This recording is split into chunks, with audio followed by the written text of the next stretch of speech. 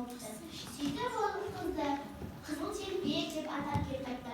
Bir күні анасы бәліш пісіріп қызына: "Қызым, бері келші, қызым, мына бәлішпен қыздырмайды, әжеңе апарып қал жағдайын біліп қайтшы." "Алақай, әжеңе барам." "Жарайды, анашым." Анасының сөзіне бүйтіп қызыл телпек жолға шығады. Қызыл телпек орманда жүрді, қаншалықты қауіпті екенін білмеді. Сөйтіп ол келе жатса, алдынан қасқыр шығады. Қызыл телпек, сен қайда бара жатсың? Әжеңнің үйіне. Ал әжең қайда тұрады? Ауылдың шетінде, деревняның жанындағы бірінші үйде. Бұл кезде отыншылар орманда ағаш кесіп жатқан еді. Қасқыр сондықтан қызыл телпекке тиісе алмады. Әжесінің үйін біліп алып, әжесін бірінші жемекші болды. "Жарайды, мен де сенімен бірге көріп әжеңнің хал жағдайын сұрап қайтайын. Кел екеуміз одан да жарысайық." "Әжеңге қайсымызды жетеді екенбіз? Сен мына жолмен жүр, ал мен ана жолмен жүремін." Сөйтіп қызыл телпек ұзақ жолға түседі.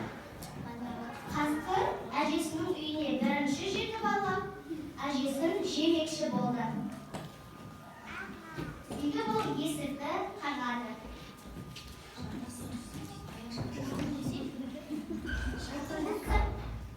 "Мен ғой қызыл телпек, сізге қонаққа келдім. Анам сізге бәліш пен бір құты май беріп жіберді." Ол кезде қызыл телпектің әжесі қатты сырқаттанып жатқан еді.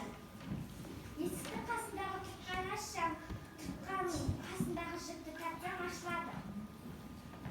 Сөйтіп есік ашылып, қасқыр әжеге қарай ұмтылып, әжені жұтып қояды. Сөйтіп қасқыр әженің орнына жатып алады да, сәлден соң қызыл телпек келеді. Сөйтіп ол есікті қағады. "Бұл кім?" "Мен ғой, қызыл телпек, сіздің сүйікті немереңіз." Есіктің жанындағы жіпті тартқан қой қызым, сонда есік ашылады. "Сәлеметсің бе, әже?" "Амансың ба қызым? Кел, отыр. Жолдан шаршаған шығасың."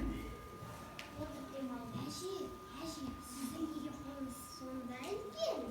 "Сені қатты құшақтау үшін қызым." Әжетай, сіздің неге құлағыңыз сондай ме?" "Сені жақсы есту үшін қызым."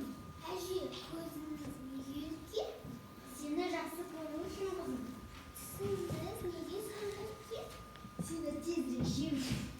Бұл кезде қызыл телпектің батысына қарай үйдің қасынан отыншы өтіп бара жатқан еді. Қасқырдың даусын естіген отыншы терезеден қарайды. Терезеден қараса, қасқыр жатыр екен. Сөйтіп ол ішке тезірек кіріп, қасқырдың қарнын жарып жіберіпті. Қасқырдың қарнын жарғаннан кейін ішінен әжесі